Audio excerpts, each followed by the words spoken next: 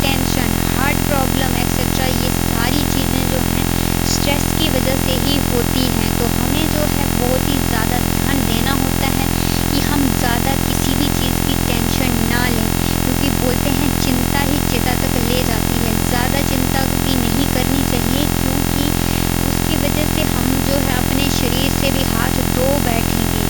तो मतलब तनाव होना भी ज़रूरी होता है, लेकिन इतना भी नहीं होना चाहिए कि मतलब इंसान खुद के शरीर को ही ख़त्म कर दे।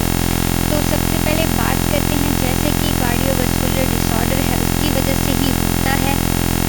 और हमारे जैसे हम अगर हम टेंशन होगी तो हमें नींद नहीं आती, उसकी वजह से प्रॉब्लम बहुत ज़्यादा होती है।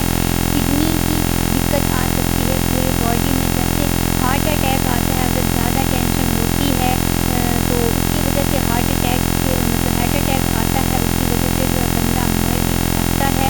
ब्लड प्रेशर जो है वो भी होता है, ब्लड प्रेशर जो है मतलब उसकी वजह से टेंशन की वजह से ही होता है। और बात करते हैं मतलब इतनी सारी जो बीमारियां हैं, किडनी फेल होते हैं या